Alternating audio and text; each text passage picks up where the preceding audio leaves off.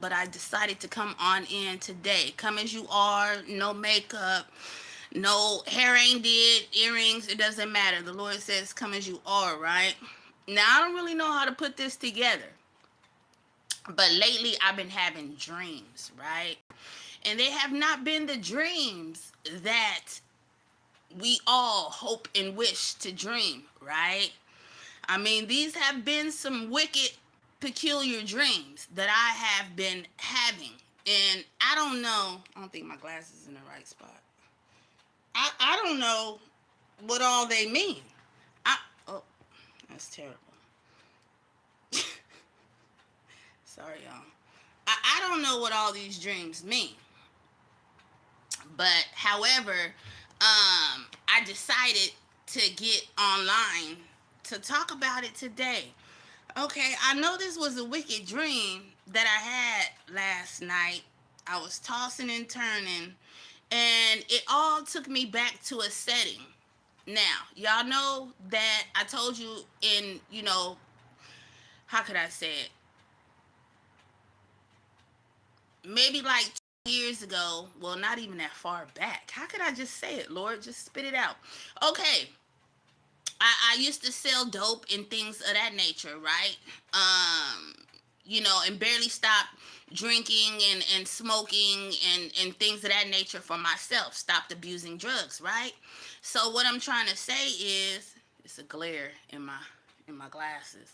So what I'm trying to say is, it doesn't matter. Okay, what I'm trying to say is, I had a dream, right, y'all? Hold on, I feel like it's heating up in here. So I had a dream, and so let me briefly tell you about the setting of the dream. Can y'all hear with this fan on? I hope so. So the setting of the dream was, I went to this place, and it was almost like, you guys know what a parole officer is. You guys know what a probation officer is, right? How could I say it? Me and a few other people, we went to this setting, we went into this building, and we were being monitored. And I was being asked questions like, you know, do you sell drugs anymore? Or are you using drugs anymore? And my questions were no, no, no, no, no. So it's me and a group of other people, right? At first, it was just me and a group of girls, maybe like two or three girls. But I think it was like, yeah, maybe like two other girls, right? And they didn't know what they was there for either. However, it was almost like we were going for a job position, but then we were being under surveillance, but by like a parole or a probation officer. Now, this dream might not, how could I say it? This dream might not, because it don't make sense to me. That's why I can barely get it out. You get what I'm trying to say? It's not going to make sense, because it still don't make sense to me. However, at the end of the dream, when I woke up, I had got this certain word in my spirit. And I'm like, okay, what is this? I'm going to run with this word, and I'm going to tell y'all what this word is at the end of the story, right? So, like I said, I was to meet up at this building. It's like, okay, I went for the interview or whatever, but it wasn't for a job. I was being monitored. You get what I'm trying to say? To make sure that I was straight and perhaps the right candidate, right? So, like I said, it was me, two other girls, but they came on their own pretenses. They came by themselves or whatever. We just ended up at the spot together.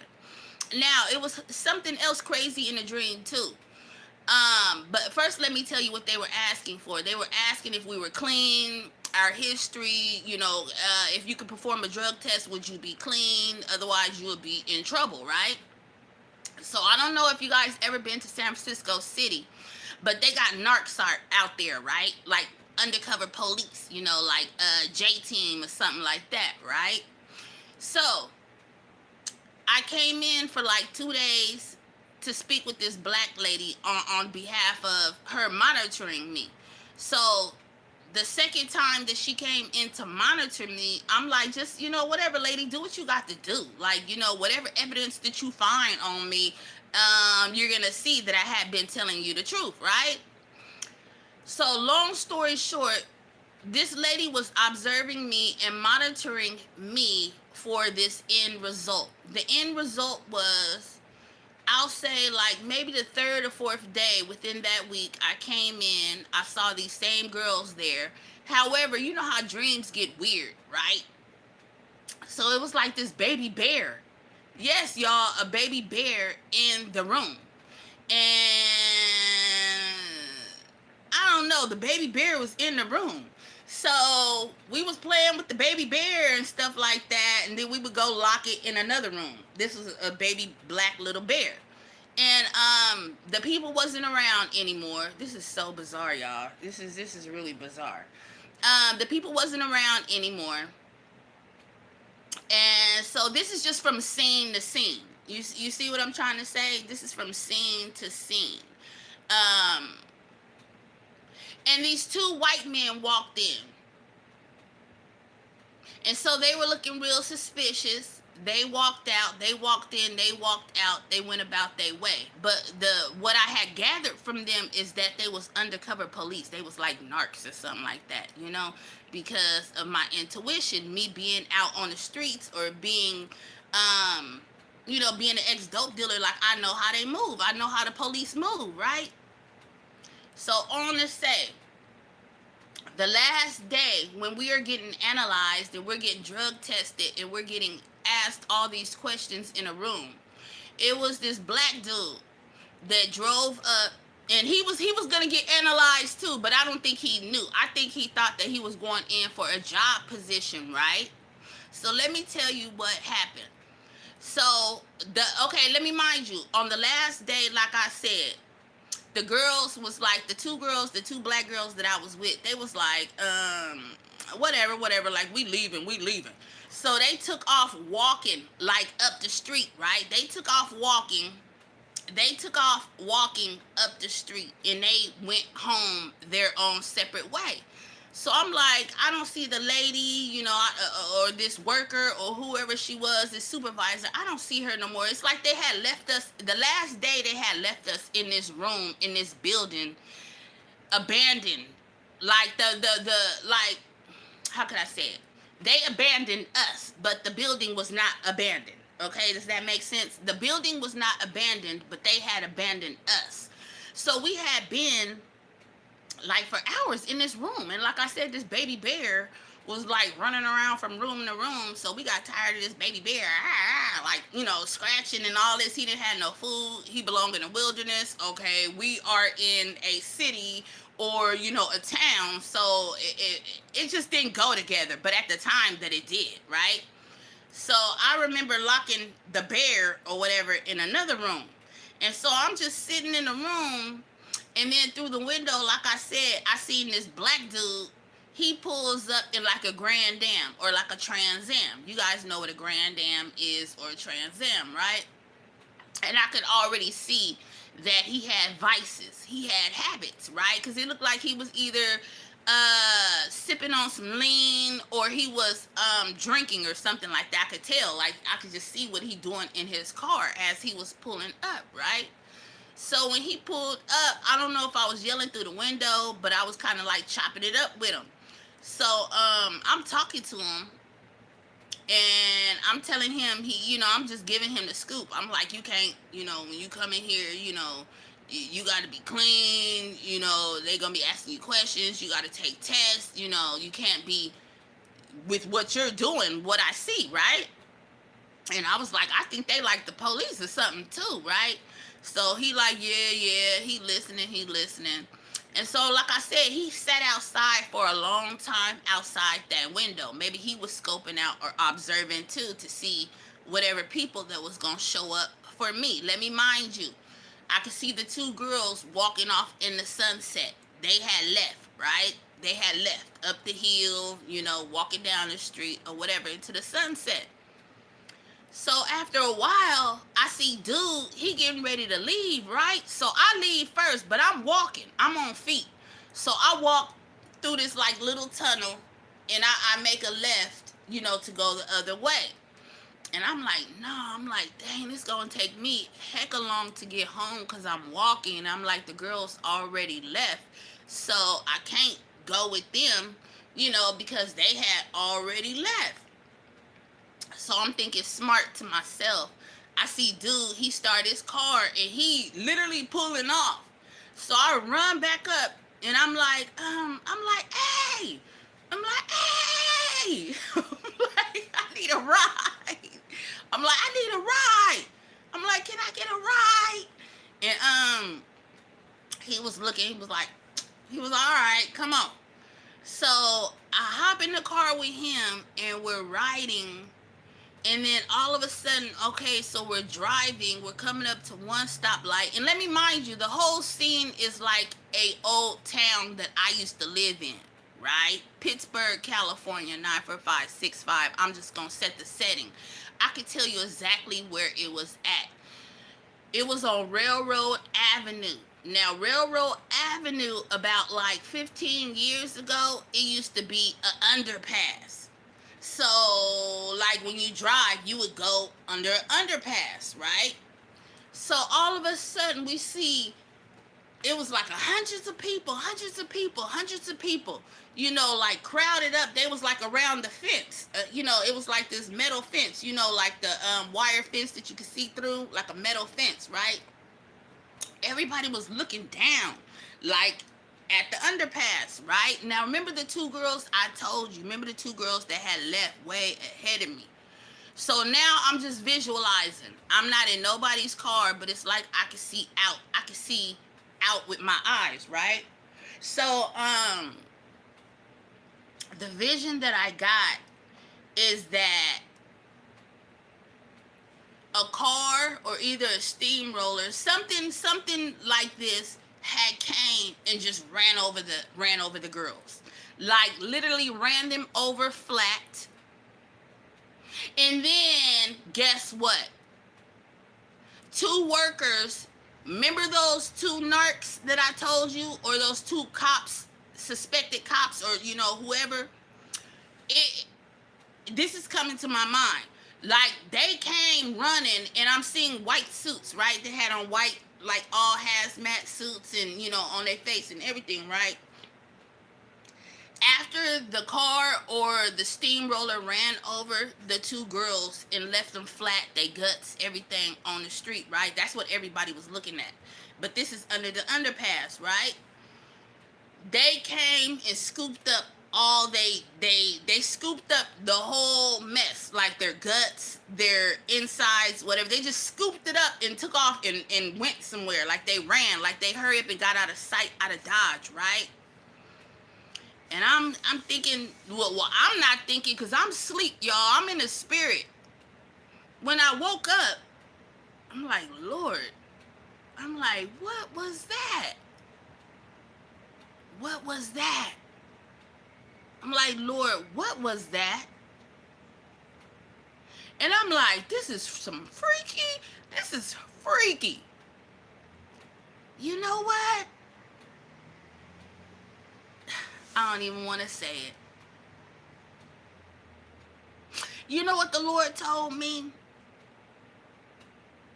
Or, Lord, if it ain't you, who told me this? I don't know. But I'm telling you, this is what I got in my spirit. I'm just going to say, to be safe, I'm going to blame it on my spirit, right?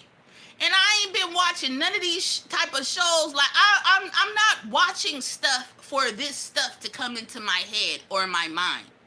You get what I'm saying? Let me just spit it out and say what I had got in the spirit. Organ harvesting.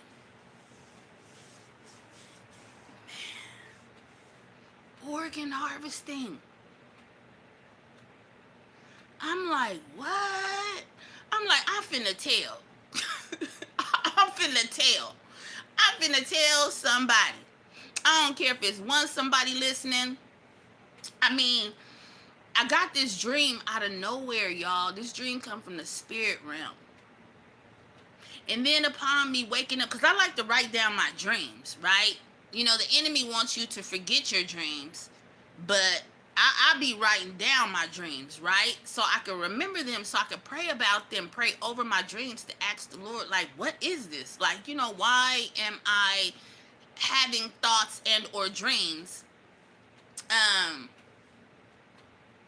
excuse me. Why am I having thoughts and dreams like this? Right? I kid y'all not. I kid y'all, I was finna say Father. I was finna say Lord. I kid you not. Because I'm just shocked. I had to put this out today, y'all. Organ harvesting. Now, if you play my video back, you'd be like, girl, yeah, that was a bizarre dream. It was. Like, I'm still like, I don't know, y'all. That was a bizarre dream. Like, I was going to this place, this setting, like I said, and I was being analyzed. I was being interviewed by this black lady. She had this type of authority as like a probation officer and or somebody like an attorney. She had this high position, right? But it's like she kind of had authority over me, kind of, if I was to go forward and submit to whatever project, whatever they had gone on. If I wanted to interact in this thing, I had to be a certain way. So, like I said, they were looking at my background. They were looking to see if I did drugs or anything, like what were my vices, if I was on drugs or anything. And then, like I said, I was to be tested, you know, and so I believe that I got tested, you know, or whatever. But they never came back to give me a clearance. But like I said, also in the room, in the setting, it was like this little baby bear too, like a little baby bear, like a 2-foot little baby black bear, like a real black bear was in the room. I locked that bear in the other room after a while because it was wild, like it was a wild animal, right? Then, like I said, the other girls, they was just normal, down to earth, and they was like, girl, we over it. Like, we don't know what this is. We thought this was something else we coming to or whatever. So they was like, they gone. They gone. Remember, they left. They left. Now, remember I told you that the two narkish guys came in sometime later, like the next day, and they just had the eyes like they was 5-0 or they was the police or something like that, but they was undercover. It was two white guys. Remember, I told you they came in there suspicious, but they didn't say nothing. They came in there one day, they looked, they observed, they really didn't say too much, and then they left. Now, let me mind you, the girls, when they left, okay, when they got killed, the narkish guys was the ones to come clean up their remains. And then, like I said, what I had got in my spirit was organ harvesting. This was like after I woke up. I was like, Lord, what is, I'm asking the Lord. I'm asking. I'm like, what? Because I'm like, this dream was crazy. I'm like, what does this mean? Like, right? Because I seen them get smacked and smashed and ran over. And then all of a sudden, I seen two people that looked like NASA, you know, in the hazmat suits, come and hurry up and swoop up their remains. And then they cut. And then remember I told you that it was a crowd. It was like the whole town was outside looking like, dang, like what happened? Like, you know, but they hurry up and cleaned it up and then they cut. So the dream ended. And then when I asked the Lord, he said, organ harvesting. So does anybody know what this means? And so I'm going to continue to pray on it, but I'm just putting it out in the air what my conclusion was, and this was a dream. This was a dream I had, y'all. And I did not eat late. Well, I'm lying. I did eat at 10 o'clock, but only ate one quesadilla. My daughter came in and she cooked me a quesadilla, and I ate that quesadilla. I had a little bit of candy, and I went to bed. But lately, I have not been sleeping good, right? So I don't know. I just want to put this video, this dream on wax, and put it out there before I forget it. Because like I said, I want to keep a tab on my dreams, and I want to document my dreams. And I have another wild dream too, but we'll make that another time. I'll make it another, you know, I'll make it another episode, should I say? But you guys tell me what weird and crazy dreams that you have had from the spiritual realm. And what do they really mean? So I don't know what, I guess I'll title this dream organ harvesting. Okay, I'll title it organ harvesting because that was the word that I got at the end of my dream. Just one word like that. Well, two words. Organ harvesting. That's exactly what the Lord told me. Now, could this have came from my own mind? Now it's a possibility, but I'm saying, why would I be thinking about stuff like that? Like, you know what I'm trying to say? So it's already been 20 minutes. Make sure you guys like, share, and subscribe for more content like this at Morona Prophecy 597. Come as you are, and make sure you pray without ceasing. Okay, we're living in wicked times. We're living in the last days, and these things are not far-fetched. And I know I was kind of crazy coming on here saying all this, but I just gotta tell you the truth, and the truth will set us all free. All right, shalom.